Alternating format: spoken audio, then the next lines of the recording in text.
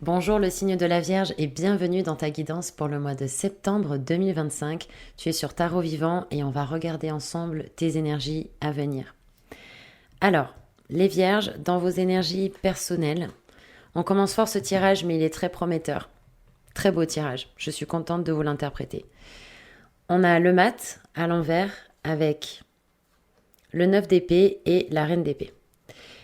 Donc, il semble que pour certains vierges, on commence un peu le mois à reculons.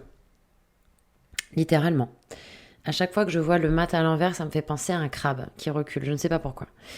Il y a un peu cette énergie de j'ai pas envie. J'ai pas envie. Voilà, j'ai peur. Concrètement, avec le 9 d'épée, il y a un côté, je me crée beaucoup de stress. Pour certains, on va jusqu'à l'insomnie où on se dit waouh, là il se passe des choses. Alors après, vous l'adaptez en fonction de ce que vous vivez, mais il y a des vierges qui ont du mal à entamer ce nouveau départ. Pourquoi nouveau départ? Parce que le mat, même s'il est à l'envers. Donc, il se peut pour certains qu'il y ait eu un changement au niveau professionnel, changement du lieu de vie, peut-être même au niveau relationnel. De toute façon, vous avez la reine d'épée, donc il y a une forme aussi d'amertume chez certaines vierges, où on va se réfugier dans le mental, parce qu'on a l'impression qu'on contrôle plus avec le mental. Ce n'est qu'une impression, mais quand même, ça aide certaines personnes, parce que l'émotionnel peut faire mal, ça peut être trop douloureux. Donc, avec l'énergie du mat, je n'arrive pas à convertir. Le mat, il convertit le négatif en positif. C'est le genre de personne qui transforme des épreuves en opportunités. C'est un peu sa philosophie au mat. Donc là, à l'envers, on a des vierges qui vont être plus à l'aise avec le fait de ne pas vouloir voir le nouveau chemin qui est en train de se tracer, qui vont être à l'aise avec le fait de se comporter comme des victimes, en se disant mais voilà, ça me tombe encore dessus, il y a un peu un côté râleur, mais il y a surtout un problème de foi en fait, avec le mat à l'envers. Je quitte quelque chose, je ne sais pas ce que je vais retrouver derrière, ok, je dois faire ce nouveau changement, mais je ne sais pas ce qui va se passer. C'est un sacré challenge dans le sens où le mat, ça nous demande un saut de la foi. Ça nous demande de vraiment faire confiance dans ce qui va se passer. Et c'est là où votre tirage est très intéressant parce que vous avez dans le message l'arcane sans nom avec le cavalier d'épée à l'envers, excusez-moi, et le 8 de coupe. Faut savoir que l'arcane sans nom et le mat, c'est le même personnage, mais pas au même stade d'évolution. L'arcane sans nom, dans le message, on vous dit, mais tu peux y arriver. Tu peux triompher des obstacles qui se présentent devant toi, même si c'est effrayant. Avec ta faux, ici, on a la couleur bleu, rouge et jaune qui symbolique le jaune, la sagesse, le bleu, la spiritualité, le rouge, la force, la vitalité. Avec ces qualités que tu peux mobiliser en toi, tu peux trancher tout ce qu'il y a de faux, tout ce qui ne vibre plus avec toi, tout ce qui n'est plus en accord, en vibration. Et on te propose de sortir ton âme, ton arme, lapsus, ton âme, ton arme de guerrier face à l'existence pour te rapprocher de choses qui te correspondent davantage. Regardez bien la colonne vertébrale de l'arcane sans nom. Alors, je me permets, parce que je sais que ça fait pas très longtemps que je fais des vidéos, mais ça fait plus de 10 ans que je fais du tarot. Et je n'aime pas du tout qu'on dise de l'arcane sans nom que c'est l'arcane de la mort. Clairement, si c'était l'arcane de la mort, on l'aurait écrit la mort. Voilà, donc l'arcane sans nom n'a pas de nom. C'est voulu comme ça. Donc moi, je ne dirai jamais la mort dans mes tirages. Par contre, il y a une connotation avec ça, parce qu'avec l'arcane sans nom, on parle effectivement de renouveau, on parle de deuil, on parle de transformation. Donc, je reviens sur ce que je vous disais. Par rapport à ce personnage-là qui a une colonne vertébrale bleue, c'est toutes ces fondations, parce que c'est la colonne vertébrale, c'est ce qui soutient la couleur bleue, la couleur spiritualité, nous invite à être en accord, en vibration avec des choses qui font écho à notre éthique personnelle. L'arcane sans nom vous invite à développer votre intuition, vous invite à vous rapprocher de votre éthique, de ce que vous sentez être juste pour vous. Elle vous invite à couper avec toutes les relations, habitudes, comportements qui ne sont plus en vibration avec vous, qui ne sont plus en accord pour aller vers quelque chose de nouveau. Et surtout, après l'arcane sans nom, on a tempérance, l'arcane de la guérison. Donc, en coupant, en acceptant de vous séparer de ce qui ne vous correspond plus, et là, je ne suis pas en train de vous inviter à rompre avec certaines personnes, c'est pas ce que je suis en train de vous dire. Ça, c'est votre histoire personnelle. Moi, ce que je vous dis, c'est que le message avec l'arcane sans nom, c'est aussi de savoir vous délester de ce qui vous entrave et de ce qui vous bloque dans votre évolution personnelle pour aller vers quelque chose qui vous correspond davantage. C'est ça qu'on vous dit avec le message de l'arcane sans nom. Comme par hasard, vous avez le 8 de coupe derrière qui vous dit qu'il est temps de faire des deuils. Il y a des deuils qu'il va falloir faire. Il va falloir partir de certaines situations, relations qui ne vous nourrissent plus au niveau émotionnel.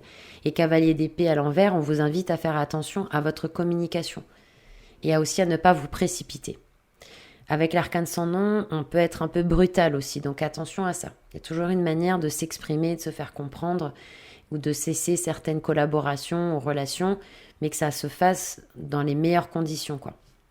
Donc attention à ça, vous pouvez être un peu, parce qu'il y a des peurs, parce qu'on est blessé, parce qu'on est froissé, pour plein de raisons, parce qu'on a de l'amertume, on l'a vu avec la reine d'épée, on peut être un peu virulent, donc on invite à quand même faire attention à ça. Vous avez au niveau du blocage la roue de fortune avec le 7 de denier et le roi de denier. Donc au niveau du blocage, avec la roue de fortune, il se pourrait que pour certaines vierges, il y ait cette difficulté à prendre ce nouveau départ. On l'avait vu avec le mat. Une difficulté à apporter de l'équilibre entre un mental qui part dans tous les sens et les émotions. Donc au niveau du blocage, on peut avoir du mal à trouver et à revenir à son centre.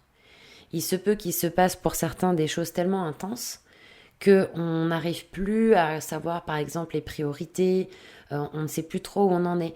Donc le blocage avec la roue, c'est qu'on peut être aussi dans une forme d'appréhension par rapport au futur et de se dire mais est-ce que les choses vont bien se passer, parce que la roue de fortune c'est aussi le coup de chance, le coup de poker de l'univers. Mais si on n'est pas en vibration avec ça, si on ne croit pas que c'est possible pour nous d'aller vers un mieux, ça va être difficile de l'attirer. Et je dis ça sans jugement. Mais le fait que ça sorte en blocage, il peut y avoir une difficulté à prendre ce nouveau départ, à faire confiance et à ne pas se laisser déstabiliser par l'environnement. Je crois que c'était Bouddha qui avait dit « Ne laissez pas les événements extérieurs perturber votre paix intérieure ». Bon. On a le 7 de denier à l'envers où il y en a certains qui peuvent se demander pourquoi ils font les choses et pourquoi ça prend autant de temps à percer aussi. Vous voyez, elle est très bien représentée sur cette carte parce qu'on dirait vraiment qu'il y a des racines. D'ailleurs, il y a des racines.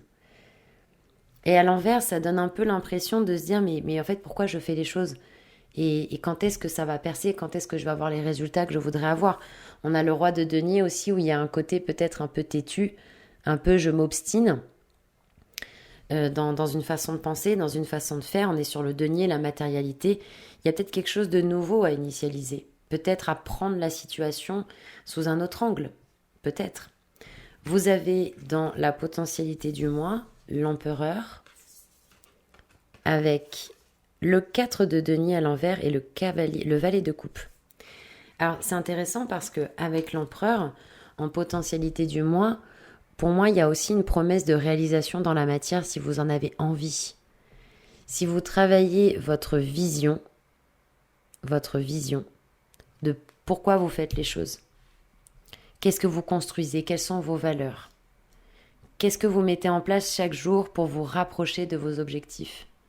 Est-ce que vous prenez soin de vous? Est-ce que vous arrivez à être votre coach, à être cette personne qui vous rassure? Parce que valet de coupe, il y a aussi pour moi cette opportunité de recevoir par autrui une forme de tendresse, d'affection, mais peut-être aussi avec vous-même. Et puis si vous voulez vivre et vibrer la sécurité, ça commence effectivement par votre façon de penser. C'est pour ça qu'avec l'empereur, on parle de vision. Et que, en fait, si vous voulez, un peu comme quand on était enfant et qu'on interprétait des rôles ou qu'on faisait des jeux, on y croyait, on l'incarnait en fait. Qu'est-ce qui vous empêche d'incarner cette vision? Mais vraiment, de jouer le jeu, ça ne veut pas dire d'être dans le déni ou de s'inventer un personnage et d'être dans un jeu de rôle extrême, mais simplement dans la visualisation, dans vos affirmations, dans les prières que vous faites, dans les actions que vous posez, Qu'est-ce qui vous empêche, en tout cas, de le visualiser dans votre esprit, cette version de vous que vous aimeriez être et incarner dans la matière? Si pour certains, c'est d'être chef d'entreprise, pour d'autres, c'est d'arriver à monter leur activité qui permet de prendre soin d'eux-mêmes et des autres, etc. Il y a vraiment une idée de commencer par l'esprit, par la visualisation, à incarner cet être, cette personne que vous aimeriez être sur Terre. Parce que ça, c'est accessible en fait. Même si vous n'avez rien, même si vous n'avez pas les ressources, l'imagination, c'est quelque chose qu'on ne pourra jamais vous enlever et qui peut commencer à créer quelque chose, puisqu'on sait, et c'est de plus en plus reconnu, que entre l'esprit et la matière, il y a des choses qui se passent. Même si c'est plus long dans la matière à arriver, ça finit quand même toujours par arriver. Donc le 4 de denier, vous êtes invité à sortir d'une pseudo-sécurité. Il y en a certains qui peuvent avoir peur d'investir, d'y croire, qui sont un peu sur leur argent ou sur leur possession, en disant voilà, j'ai peu, donc j'ai un côté un peu frileux là, avec cette carte. Mais l'empereur, il vibre l'abondance, par exemple, ne serait-ce même que financière, l'autorité, etc. Donc, vous voyez dans quelle énergie vous vous situez, mais vous avez la possibilité, avec l'empereur et par des petites actions concrètes dans la matière, et aussi par votre visualisation, de gagner du terrain par rapport à vos objectifs et par rapport à ce que vous voulez vivre. Mais ça dépend aussi de l'énergie. Est-ce que vous allez vous comporter comme un empereur dans la vie, avec la certitude absolue que vous emmenez votre être, vos cellules, votre façon de penser dans une direction bien précise, ou pas? Bon, et puis pour certains, il y a peut-être aussi le fait de prendre des risques. En potentialité du moins, l'empereur, de savoir saisir les opportunités, d'être courageux, d'être audacieux. On a, et c'est là je pense les plus belles cartes pour moi que vous ayez dans votre tirage, en conseil, le battleur, avec la maison de Dieu et l'ermite. Tadam! Sacré cocktail de cartes, en plus 3 arcanes majeures. Donc avec le battleur, dans le conseil, vous êtes invité à, encore une fois, travailler votre loi d'attraction, tout à fait, puisque le battleur, il reçoit des informations avec son chapeau de l'infini, il a des intuitions et il est invité à les incarner, à les descendre dans la matière, et il a tout ce qu'il faut sur sa table pour pouvoir mettre en place, créer, innover. Donc en conseil, on vous dit, vous avez tout ce qu'il faut là où il faut. Maintenant, vous pouvez commencer avec quelque chose. Vous pouvez initialiser quelque chose. On vous invite aussi, pour certains, à reconnecter avec votre âme d'enfant. Si là, vous voyez votre vous, votre vous. Si vous voyez quand vous avez 5-6 ans, c'était quoi votre vision, ou qu'est-ce que votre enfant intérieur, de quoi il aurait besoin, de quoi vous aviez envie. Pour certains, on a peut-être envie de réaliser un rêve. Ça nous dit aussi, et c'est là où je pense que ça prend son sens, c'est que malgré tout ce que vous pouvez vivre, qui peut être vraiment difficile émotionnellement parlant, d'essayer de reconnecter avec votre joie, comme le battleur qui est un personnage de joie. Votre joie, votre lumière, votre créativité, de vous faire confiance. Je crois que c'est Martin Luther King qui a dit « Gravissez la première marche de la foi ». Inutile de voir tout l'escalier, gravissez uniquement la première marche. Ça me fait penser à ça avec votre conseil de battleur. C'est comme si on vous disait, fais juste un pas. Juste un pas. Même s'il est timide, même s'il est ce qu'il est, juste fais un pas. Petit à petit, bout par bout, l'effet cumulé. Essayez quelque chose, soyez créatif, innovant, lancez-vous, soyez courageux. Même si c'est pas facile, même si c'est simplement de vous faire un bain de pied parce que ça vous fait du bien, ou de faire une prière, ou l'adapter en fonction de ce que vous voulez, mais juste initialiser quelque chose, reconnecter avec votre joie, votre potentiel de créativité, lancez-vous, même si vous pensez que vous n'avez pas tous les éléments en main, c'est peut-être qu'une perception de votre esprit. On vous dit aussi, avec la maison de Dieu, qu'il y a des choses qui sont faites pour être transformées. On l'avait vu avec l'arcane sans nom. Il y a en conseil, on vous dit, voilà, s'il y a eu l'effet d'une bombe dans votre vie par rapport à quelque chose, quelque part, ça a probablement sa raison d'être, parce que, en tout cas, ce n'est que mon avis, mais je me dis, rien n'arrive jamais par hasard. Donc, même si là, comme ça, on constate et on se dit, mon Dieu, c'est terrible, des fois, de choses terribles sont nées des choses magnifiques. Et il ne tient qu'à vous de transformer ce qui se passe en opportunité. Maison Dieu, il y a des choses qui avaient besoin de s'effondrer pour mieux se reconstruire. Soit parce qu'il y avait des choses qui étaient sclérosées, qui étaient figées, bloquées, qui pouvaient vous desservir, soit parce qu'il y a une nouvelle manière innovante de faire les choses. Et de changer de point de vue.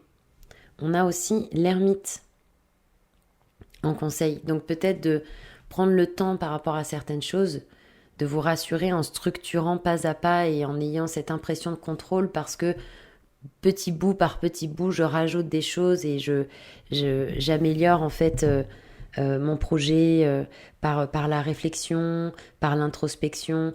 L'ermite vous invite à vous poser les bonnes questions. Voilà, qu'est-ce qu'il y a à l'intérieur de vous? Qu'est-ce qui vous fait vibrer? De quoi vous avez envie? Et s'il fallait maintenant reconstruire quelque chose, à quoi ça ressemblerait? Ce que vous voulez vraiment? J'ai proposé cet exercice dans toutes les guidances, je crois, pour juillet ou août, de prendre une feuille blanche au présent de l'indicatif et d'écrire ce que vous voulez, à tous les niveaux, tous les domaines, santé, financier, relationnel, etc. Qu'est-ce que vous voulez vivre? Et au présent de l'indicatif, pas j'aimerais, mais vraiment, je remercie de vivre ça parce que, et ainsi de suite. Et pas de négation parce que votre cerveau ne comprend pas. Si je vous dis ne pensez pas à une girafe, vous avez pensé à la girafe avant de ne pas y penser. Donc si vous voulez quelqu'un qui par exemple ne fume pas, d'écrire il ne fume pas, le cerveau retient il fume. Donc ça peut être quelqu'un par exemple qui a une excellente hygiène de vie, etc., etc. Mais rien ne vous empêche de prendre le temps de structurer pas à pas avec la joie, la créativité pour aller vers la réalisation de vos projets. C'est un tirage très intense mais très intéressant. Et ce serait normal d'avoir des moments de peur, etc. Pour autant, faites confiance, on n'est jamais seul sur cette terre. Et pour ceux qui le veulent, on peut toujours demander de l'aide à son âme, à son guide, à ses anges, à l'intelligence de la vie. Mais c'est quand même une sacrée guidance. Je vous rappelle que les consultations privées sont toujours disponibles sur tarotvivant.fr. Je vous souhaite un excellent mois de septembre. Je vous dis à bientôt, prenez soin de vous.